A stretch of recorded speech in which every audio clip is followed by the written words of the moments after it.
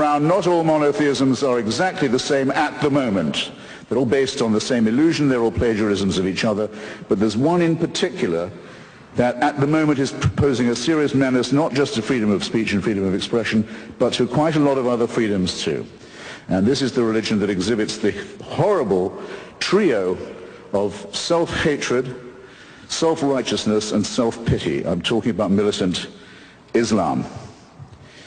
Globally, it's a gigantic power. Globally, it's a gigantic power. It controls an enormous amount of oil wealth, several large countries and states.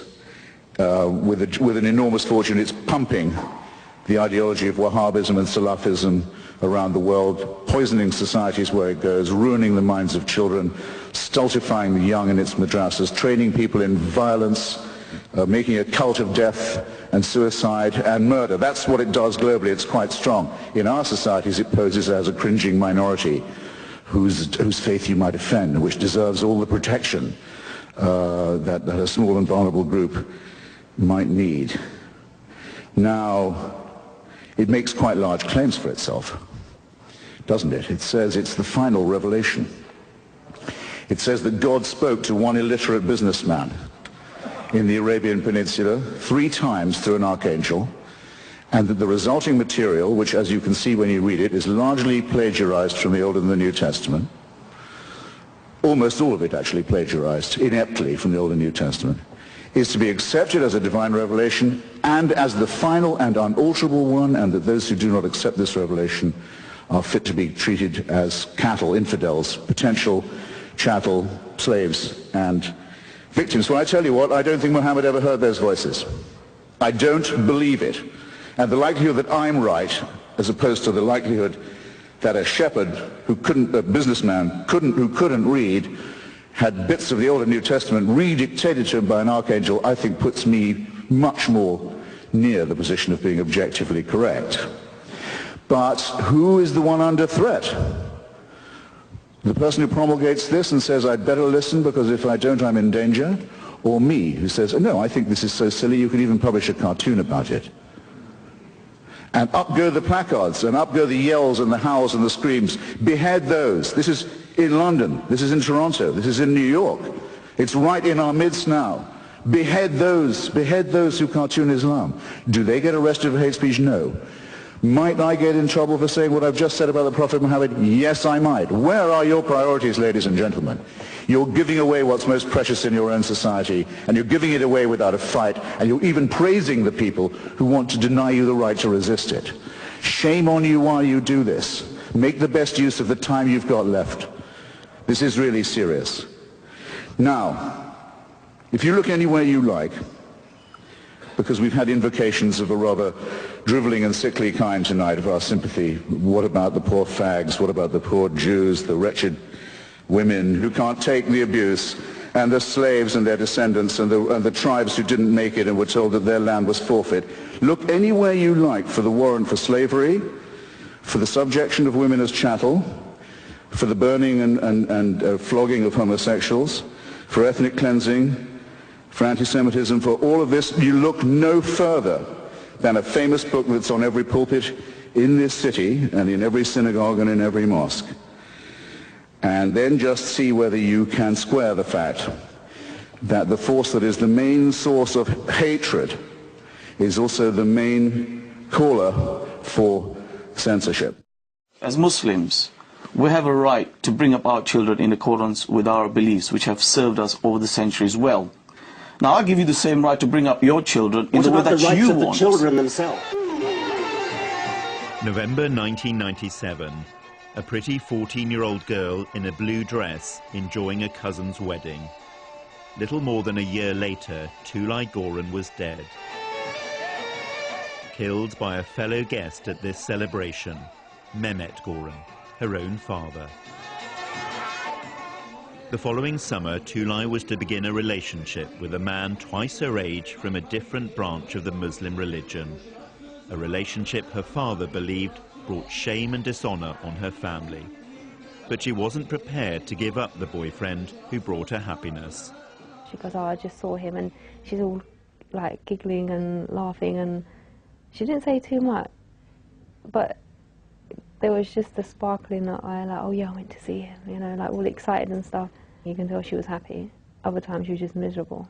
One day she just came in late and she said, I'm pregnant and I'm going to run away. But I didn't know if she was serious or not. It was just one of those things you say.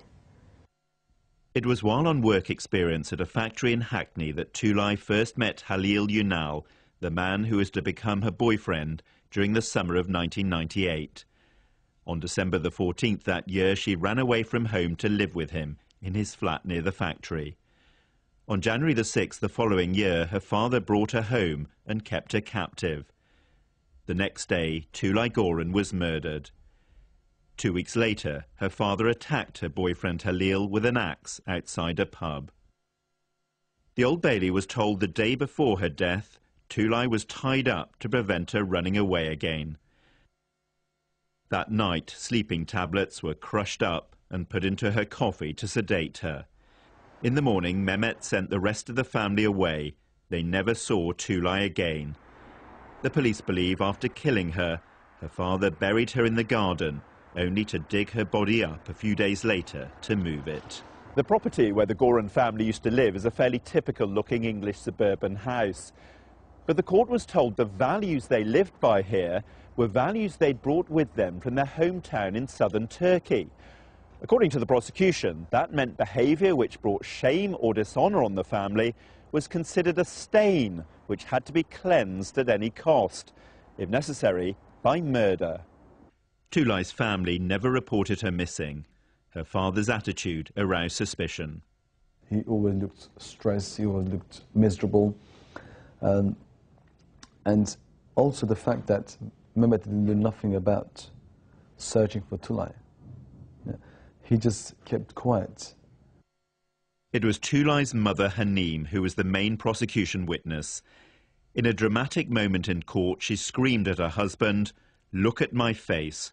What did you do to Tulay?" But 10 years earlier, she'd lied to the police about her daughter's disappearance. In the culture that she comes from, she would be expected to do what the men of the family wanted her to do. It would be regarded as a shame on them if she spoke to the police. And she would be in fear that because she had transgressed in speaking to the police, that the same could happen to her. But in the end, Hanim's desire to see justice for Tulay was stronger even than the family code of honour. A code which led a father to kill his own daughter. The rights of the children themselves. Well, the rights of the children come when they are they're old enough to understand the issues. Until they get to that age, it's the parents' responsibility and duty. Do you teach them that apostates should be punished? You may not share that, but that is my religion. That is the way I've been brought up, and I bring that child into this world. I educate him. I give him everything. It's my right to make sure that I bring him, and I take issue with that. You think that it's wicked? Well, that's your point of view.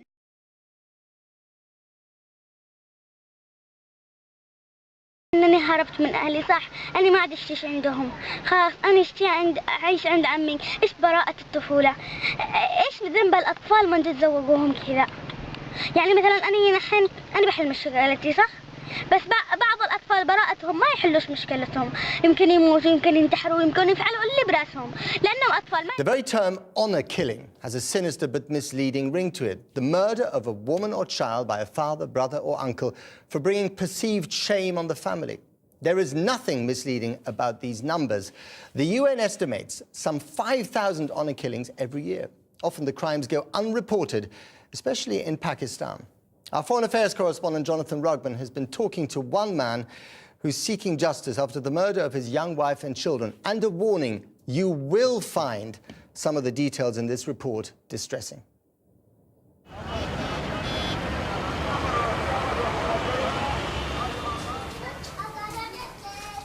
Ehtisham ul-Haq is going back to the home he has avoided for almost a year.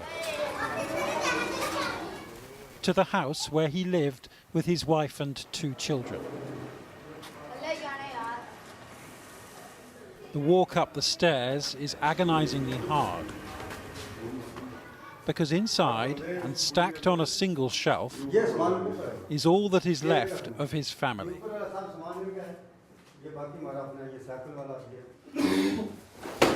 Ehtisham finds his children's blankets, his wife's handbag, her pots and pans covered in dust. Her name was Nargis. They had fallen in love after he had given her a ride in his taxi, and they were blissfully happy until she was found dead in a field, stabbed, shot, beaten and strangled. Their son's anorak is wrapped in the shawl his wife left behind. Their children were killed first, and there's a simple dignity now in doing up their buttons. The buttons of a 4-year-old boy and a baby girl who were thrown from the roof of a building while their mother was forced to watch. जब भी मैं आता था तो जब मैं दरवाज़ा पहुंच के टक टक करता था तो उसकी वालिदा जो नरगिस थी वो दरवाज़ा खोलती तो शायान यूं मेरे गोद पे आ जाता और अलीशा जो था ना वो यूं मतलब चल तो नहीं सकती थी लेकिन इसी तरह घसीट घसीट के मेरे पैरों के पकड़ के कड़ी होती थी फिर मैं उसको गोद में उठा लेता. The last time he saw his children was when he took them to the shops for a packet of crisps. Then his wife received a phone call. It was urgent. Her mother was sick and dying. She had to rush to the bedside. It was a lie. Nargis's family disapproved of her marriage to a mere driver, and they were luring her into a trap. When Nargis didn't come home, her husband went back to driving a minibus to distract himself from the worry. His passengers saw photographs of his murdered family in the newspapers as he was driving. He didn't have a clue that the family they were telling him about was his. एक दूसरे को बता रहे थे कि ये तस्वीरें देखो कितने अच्छे प्यारे पता नहीं ये कौन बदकिस्मत होंगे. तो मैंने यूं उनके पीछे देखा मैंने कहा पता नहीं कौन होगा. मैंने देखा है लेकिन मैंने उनको नहीं पहचाना क्योंकि उनके शक्लें इतने ख़राब हुए थे. Nargis was murdered near her hometown of Mardan.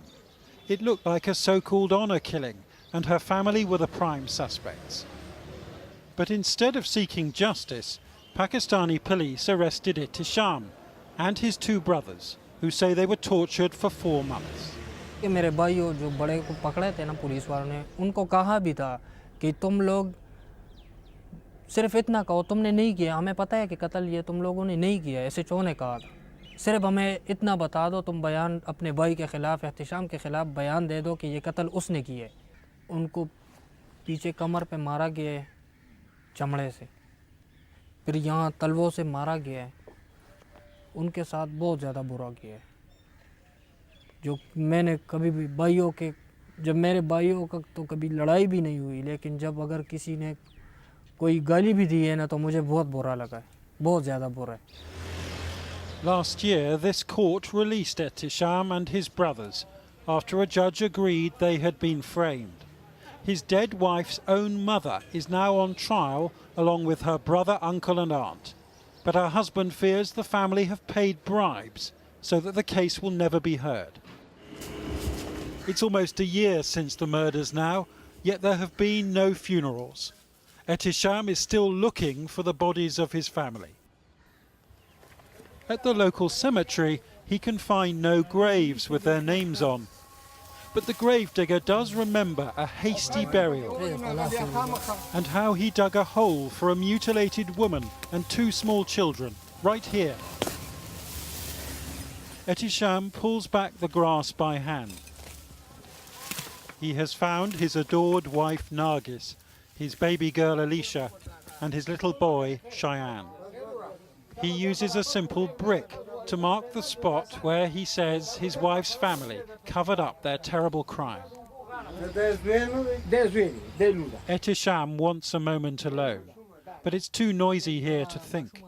This is no place to reflect on the murder of his wife or of his children hurled from a rooftop in front of her. Till they get to that age, it's the parents' responsibility and duty. Do you teach them that you may not share should that. Be punished? You may not share that, but that is my religion. That is the way I've been brought up, and I bring that child into this world, I educate him, I give him everything. It's my right to make sure that I bring him, and I take issue with that. You think that it's wicked, well, that's your point of view. I know that's going to make him a better human being. And what's missing is, when you talk about faith, you don't look at what faith teaches. First and foremost, what faith teaches is that, listen, you're a human being, so respect your fellow human beings. In broad daylight on this busy street outside a high court in Lahore, 25-year-old Farzana Parveen was beaten to death with bricks and sticks swung by her own family. Her crime, she married Mohammed Iqbal. That's him in the back of the ambulance next to his wife's shrouded body. She was 3 months pregnant. Her family had arranged for Parveen to marry a cousin instead, and they charged Iqbal with her abduction. The newlyweds were walking into the courthouse to testify when police say they were swarmed by 24 men, including Parveen's brothers and father. Human rights groups say there were nearly 900 so-called honor killings in Pakistan last year alone, and that's only counting cases reported to police. So that's very likely the tip of the iceberg. Now, how many are being killed? It's likely much more than 1,000. Mustafa Quadri worked for years as a journalist and activist in Pakistan. He says honor crimes are common, particularly in rural areas, but rarely so brazen. The fact that the perpetrators felt so confident that they could do it at the steps of the Lahore High Court tells us about impunity and the failures of justice in Pakistan. Justice was supposed to have come to Pakistan in 2010 when the government introduced tougher penalties to protect the rights of women, but prosecutions remain rare. There's, to me, nothing more normal than wanting to marry the person that you love. I don't see it as a Western thing or a Pakistani thing. I see it as a human thing. We just cannot let these people get away with that. But they will, he says, until the government cracks down. Parveen's attackers got away, except for her father, who surrendered to police. But even his fate is uncertain. In Pakistan, members of a victim's family have the right to pardon the killer. In this case, they're one and the same. First and foremost, what faith teaches is that, listen, you're a human being, so respect your fellow human beings. And I think that's the important point that you don't want to discuss. What is the penalty for apostasy? And that is the thing that you fail to discuss, and that's why you've got those prejudicial views about faith. What is the penalty for apostasy? What do you teach the children will happen to them if they give up the Muslim faith? Well, let's bring the debate back into Britain. What is the penalty for apostasy? What is the penalty for apostasy? What is the penalty for leaving the Muslim faith? To be honest, I cannot back that point up. Dr. Muqaddam, what is the penalty for apostasy? And, before... We keep coming down this apostasy. Give us a quick answer on what is the penalty for apostasy. You very well know, if it's an Islamic country, then the Sharia is very clear. Apostasy is dealt with the death penalty. Thank you. That's all I want to hear. But what's the relevance between what happens in an Islamic country and Great Britain? I fail to see the connection. Okay. I'm going to bring some more.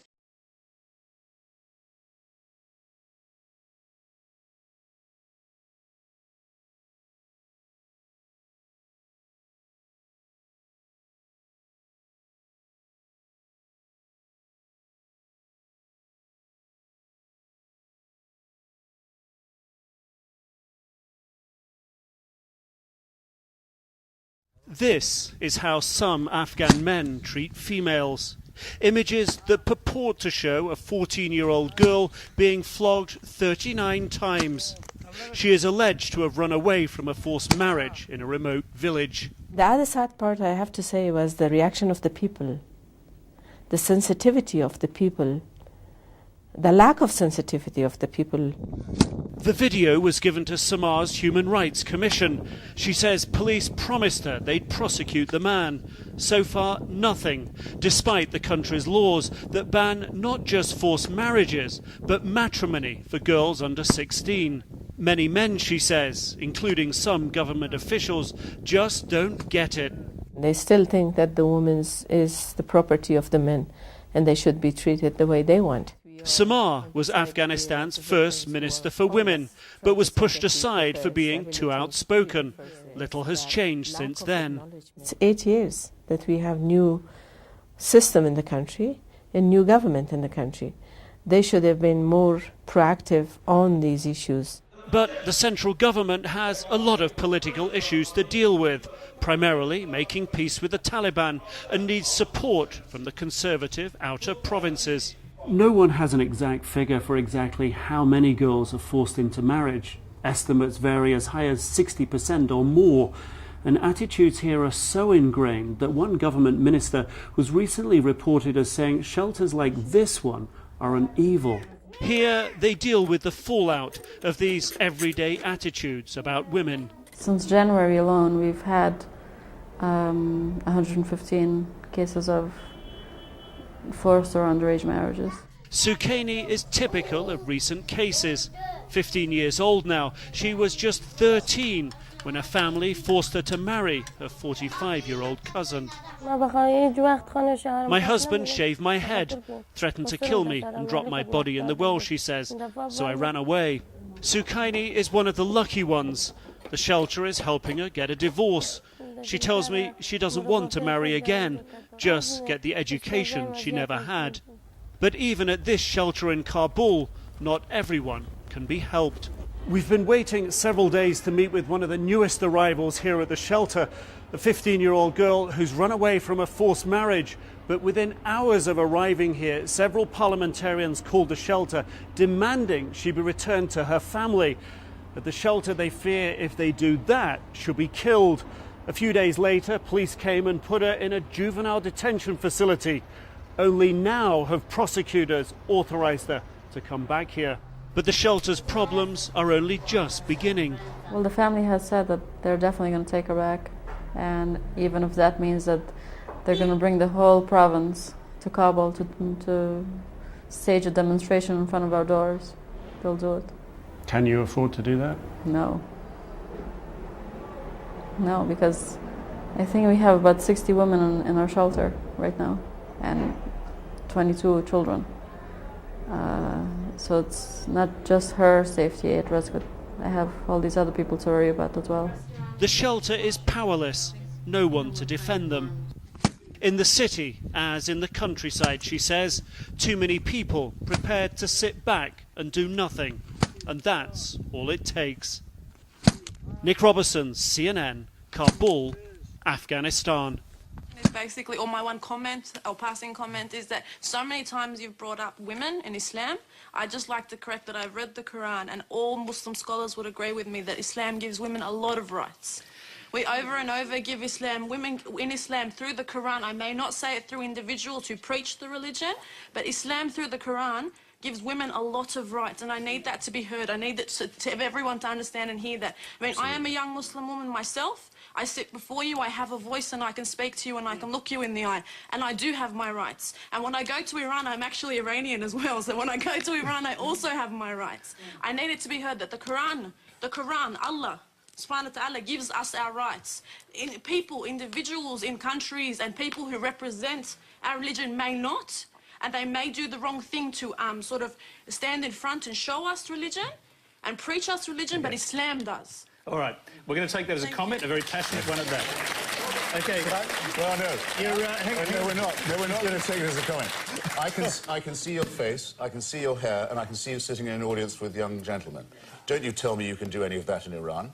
I can, though. No, you can't. Yes, I can. No, you cannot. I can. In Iran, in the Islamic Republic of Iran, where I have been, my hair would be out. My hair would be out because my veil would be little. My hair would be out. It may be covered a little bit, but just like in the Bible, in the letter to the Corinthians, it says to cover your head, to be modest. It's a shame she spoiled what could have been a perfectly good statement. All right, okay, I'm sorry.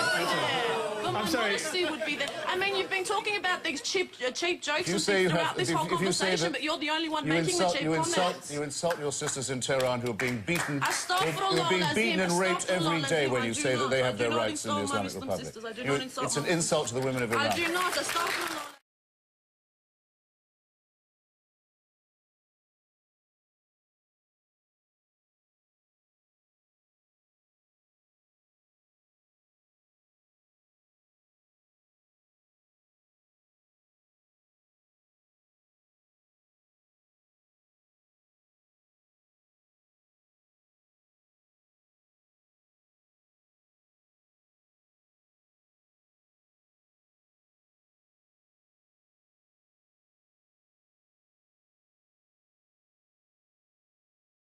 Something else that Muslim immigration appears to have brought to Norway is what some here call a rape epidemic. Recent police statistics showed that in the capital of Oslo, 100% of assault rapes between strangers were committed by immigrant non-Western males, and 9 out of 10 of their victims were native Norwegian women. Some blonde Norwegian women have reportedly begun dyeing their hair black, and many travel only in groups. Kristen Spitsnogel is a therapist who has counseled some of the rape victims, and she's been attacked in the Norwegian media for saying what many will not, that the rape problem is primarily Muslim men raping non-Muslim women, and any woman who does not dress modestly and wear the Muslim headscarf could be considered by some Muslim men as fair game. For them, I think the hijab is a symbolic marker which separates the submissive, proper Muslim women from what they see as the Norwegian horse. But when I say horse, I'm really just referring to their own words. This is what they told the journalists. Spitsnogel says Norway's left-wing establishment has been blaming the victims, because the whole notion that Islamic culture is dangerous to women is very politically incorrect here. Hannah Herland is author of the best-selling book Alarm, Thoughts on a Culture in Crisis. Not all values from Islamic countries or cultures are excellent to bring into the European society. And I think many times the Norwegians fear to speak about that in fear of being called a racist. It's often the case where people are ignorant of what goes on in faith schools and Muslim schools. The fact is our schools are along legal lines. They treat both sexes equally, provide them with the best opportunities. So it's often the case of people who have prejudices and ignorance. Mariam? I mean, I think it's typical of Islamic schools and the political Islamic movement to label any criticism a sort of prejudice and thereby racism, thereby trying to make people silent on criticizing it. I think the issues are very clear. I mean, the head of the Islamia school, for example, was quoted in an interview saying that you're born a Muslim, you're always Muslim, you can't leave. And that's things that have been told to me untold times for having renounced religion and Islam. There is threats, there is intimidations. Just yesterday, a 16-year-old girl was killed by her father for refusing to wear the veil. I think Islamic schools very much do suppress and restrict girls. Så att jag ska alla kvinnor bara långslöja. Jag ville inte. Varför? Och jag protesterade. Efter en vecka patrullen kom igen och gripade mig och de dömde mig 3 års fängelse.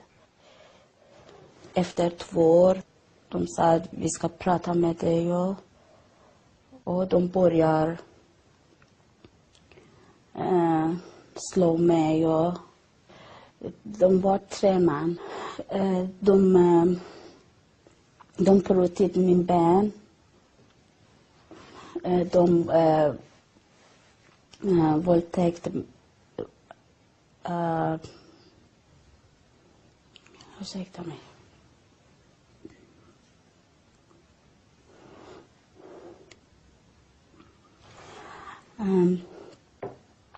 De 5 gånger de våldtagde mig.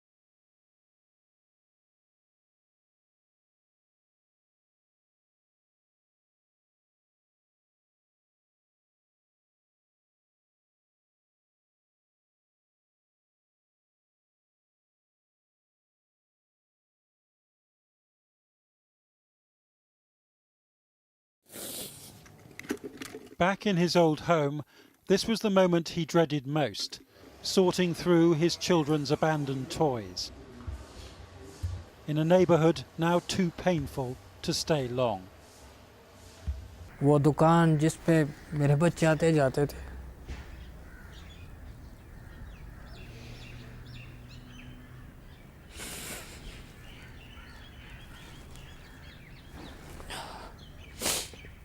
उधर से चलना फिरना बहुत मुश्किल होता है। उस गलियों में मेरे बच्चे खेलते थे बहुत ज़्यादा।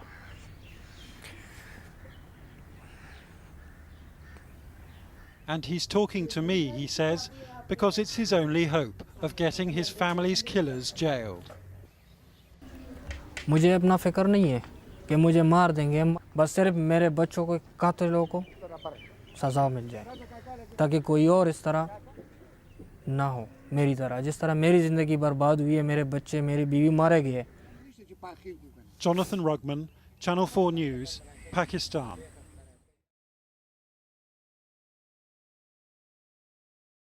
أنا صح إنني هربت من أهلي، صح أنا ما عاد أشتيش عندهم، خلاص أنا أشتي أعيش عند عمي. إيش براءة الطفولة؟ إيش ذنب الأطفال من تتزوجوهم كذا؟ يعني مثلا أنا بحل مشكلتي صح؟ بس بعض الأطفال براءتهم ما يحلوش مشكلتهم، يمكن يموتوا، يمكن ينتحروا، يمكن يفعلوا اللي براسهم، لأنهم أطفال ما يدروش بحاجة، يعني عندهم ما تعلموش ولا درسوا ولا حاجة. يعني إيش ذنبنا إحنا؟ مش الوحيدة أنا، يمكن كل الأطفال. في ناس كثير، بعض الأطفال يعني دبزوا بنفسهم في البحر ما عاد باقي. يعني إيش البراءة هذه؟ هذه ما إيش براءة. صح إنني أنا هربت من عند عمي، عمي ما كانش موجود، فأني اتصلت لعبد الجبار يجيبني، وعبد الجبار جاب لي بنت وسافرت أنا إياها للحديدة، وعمي لما عرف بالموضوع أجاني. وكمان أمي بلغت علينا الشرطة، أنا عمري 11 سنة وتشتي تزوجني. يعني ما فيش حياة، ما فيش تعليم، ما فيش قوة، ما فيش بين قلبهم رحمة. إيش هذه التربية معهم؟ الموت أرحم لي، إنني أموت ولا أبقى. أنا أفضل أن أكون عند عمي ولا أفضل عندهم، يقتلوني، يهددوني، يقولوا لي إذا رحتي عند عمك بنقتلك. يعني إيش هذا؟ إيش تهديد؟ يهددوا الأطفال. يرضيكم زيي أنا كذا ها يزوجوني؟ يرضيكم؟ وكمان أنا عادي، القتل عندي عادي، ولا أعيش عندهم. قتلوا أحلامنا، قتلوا كل شيء اللي فينا، يعني ما باقي. هذه ما هي عاد تربية، هذه قدرناها إجرام. خالتي وهي خالتي عمرها 13 سنة، فعلت سنة مع زوجها وقبت الغاز وتروشت به وماتت. يعني كان يشل الحدايد هو يسكر وبينه مرض وبينه كل شيء. يعني يرضيكم إنه يعني نتزوج؟ يرضيكم؟ يا أم اقنعي مني، يا أهلي اقنعوني، أنا ما اشتيكمش، خلاص دمرتوا أحلامي كلها، دمرتوا.